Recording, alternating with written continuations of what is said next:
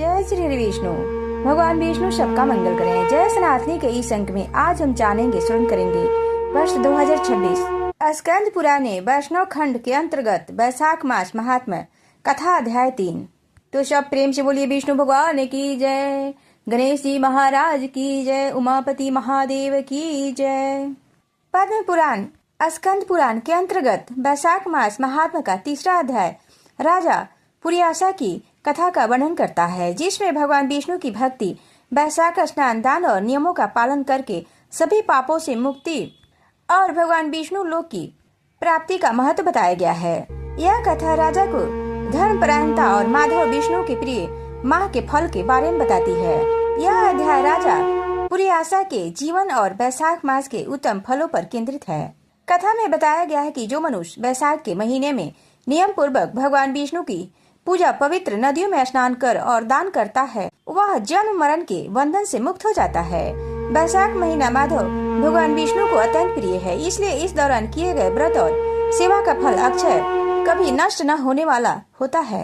इस अध्याय में राजा पुरियासा ने नारद जी से यह प्रश्न किया कि जो प्राणी राजा के उस उत्तम उपाख्यान को सुनने और सुनाते हैं, वे सभी पापों से मुक्त होकर भगवान विष्णु के परम पद को प्राप्त होते हैं। वैशाख महात्म्य का वर्णन स्कंद पुराण और पद्म पुराण में किया गया है। वैशाख मास महात्म्य कथा अध्याय 3। नारद जी बोले, जो मनुष्य श्रेष्ठ ब्राह्मण को पलंग दान करता है, ब्राह्मण की उस पर सुख से सुलाकर ठंडी ठंडी हवा हो जाए, तो संपूर्ण धर्मों के साधन से उसका शरीर निरोगी हो रहता है।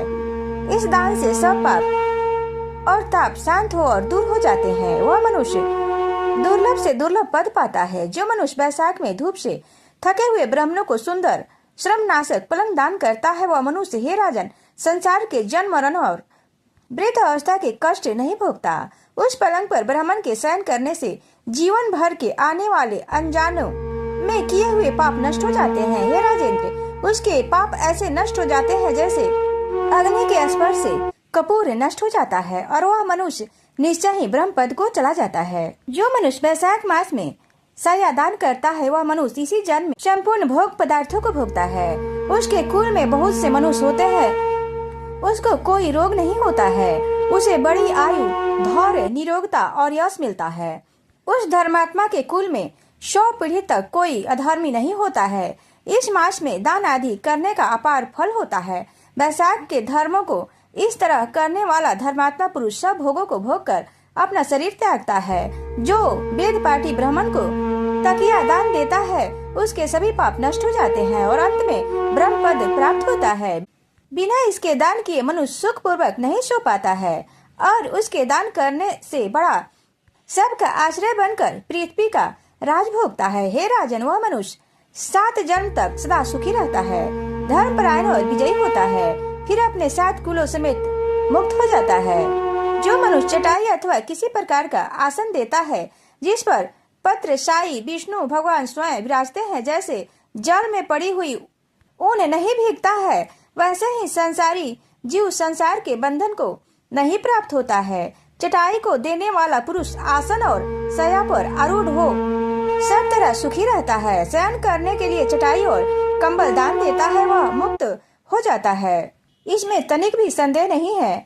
निद्रा से दुख दूर हो जाता है और निद्रा से परिश्रम दूर हो जाता है, और वही निद्रा चटाई पर सुख पूर्वक आती है। हे राजन, जो वैशाख मास में कंबल का दान करता है, वह अकाल मृत्यु और काल मृत्यु के भय से छूटकर 100 वर्षों तक जीवित रहता है। जो प्राणी धूप से व्याकुल ब्राह्मण को पतला वस्त्र देता है, उसकी पूर्ण आयु होती है और परलोक में उसका परम पद मिलता है। कपूर संताप को दूर करता है। अगर कोई कपूर ब्राह्मण को दान करता है, तो उसे मोक्ष मिलता है और दुख का नाश होता है। जो ब्राह्मण को फूल और कुमकुम दान करे, तो हो सार्वभौम राजा हो, सब प्राणी उसकी आज्ञा में रहते हैं, और पुत्र तथा पौत्रों युक्त होकर सब भोगों को भोग वह मोक्ष पाता है। त्वचा और हड्डी के संताप को चंदन तत्काल दूर कर देता है। अतः जो चंदन दान करता है, वह तीनों तापों से दूर हो मोक्ष को प्राप्त होता है। जो जल से भीगी हुई खस, चंपा या कुश दान करता है, हे राजन, वह प्राणी सब प्रकार सुख भोगता है और सब देवता उसकी सहायता करते हैं। उसके सब पाप और दुख दूर हो जाते हैं और अंत में मोक्ष पाता है। जो वैशाख में गुरोजन और कस्तूरी दान करता है वह तीनों तापों से छूटकर मोक्ष पद पाता है। जो मेष की संक्रांति में तांबूल और कपूर दान करता है वह पृथ्वी में सारे सुख भोग कर निर्वाण पद प्राप्त करता है। जो मनुष्य सेवती और जूही दान करता है वह सार्वभौम राजा होकर अंत में मोक्ष पद पाता है। जो वैशाख में केतकी और मल्लिका दान करता है वह माधव भगवान की आज्ञा से मोक्ष पाता है।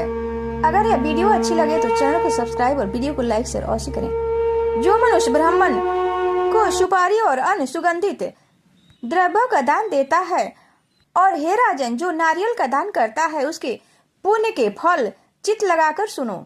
वह 7 जन्म तक ब्राह्मण के घर में जन्म लेता है और धनवान तथा वेद पाठी होता है। फिर वह 7 कुल समेत विष्णु लोक को जाता है। हे राजन जो प्राणी विश्राम मंडप का दान ब्राह्मण को देता है उसके पुण्य के फल को कहने की मेरी समर्थ नहीं है। जो मनुष्य छाया मंडप बनाकर भीतर बालू बिछा देता है और उसमें प्याऊ लगा देता है वह स्वर्ग लोक का स्वामी होता है। जो मनुष्य मार्ग में बाग बगीचा तड़ाग कुआं झोपड़ी बनवाता है वह बड़ा धर्मात्मा है। इन 7 में से जो एक भी दान नहीं करता है वह मनुष्य स्वर्ग को नहीं जाता। उत्तम शास्त्रों का सुनना, तीर्थ यात्रा, सत्संग, जलदान, अन्नदान, पीपल का पेड़ लगाना और पुत्र होना ये 7 प्रकार की संतान वेताओं ने कही है। अन्य सैकड़ों धर्म करने पर भी मनुष्य को संतान नहीं मिलती, इसलिए संतान की इच्छा करने वालों को इनमें से एक कर्म अवश्य करना चाहिए। पशु पक्षी मृग और वृक्षों को भी स्वर्ग सुख नहीं मिलता, फिर मनुष्यों का तो बात ही कहना क्या है। जो मनुष्य सुपारी, नागवल्ली, कपूर और अगर सहित पान दान करता है वह निश्चय ही शारीरिक पापों से मुक्त हो जाता है तथा यश, धैर्य और लक्ष्मी प्राप्त करता है। रोगी रोग से छूट जाता है और निरोगी मोक्ष को पाता है। जो वैशाख में तापनाशक छाछ का दान करता है वह विद्वान और धनवान होता है, इसमें संदेह नहीं है, क्योंकि गर्मी की ऋतु में इसके समान कोई दान नहीं है। इसलिए मार्ग के कारण थके हुए ब्राह्मण को छाछ का दान करें। जो मनुष्य नींबू का रस और नमक डालकर और रुचि नाशक छाछ का दान करता है वो मोक्ष पाता है। जो गर्मी से व्याकुल ब्राह्मण को दही की लस्सी पिलाता है हे राजन उसके पुण्य का फल कहने में मैं समर्थ नहीं हूँ, मैं असमर्थ हूँ। जो वैशाख महीने में अच्छे चावल दान करता है उसकी बड़ी आयु होती है और वह सब यज्ञों के फल पाता है। जो तेज रूपी गौ का घी दान करता है वह अश्वमेध का फल प्राप्त कर विष्णु भगवान के आनंद पाता है। जो मेष संक्रांति में ककड़ी और गुड़ दान करता है वह संपूर्ण पापों से छूटकर श्वेत द्वीप को चला जाए। जो मनुष्य दिन के ताप की शांति निमित्त एक दान करता है उसका अनंत पुण्य होता है।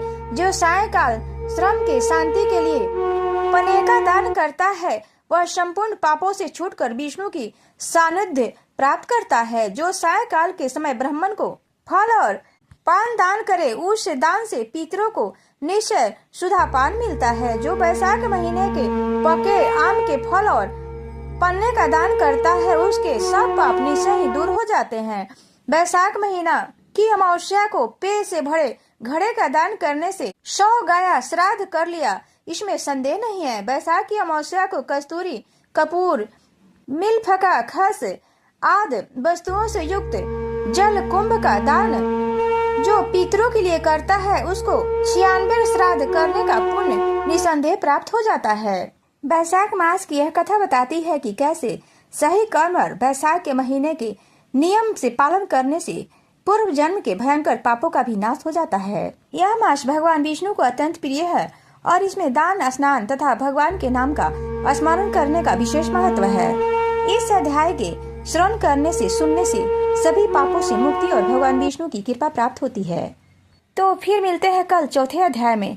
तब तक के लिए जय श्री हरि विष्णु। हरे राम हरे कृष्ण।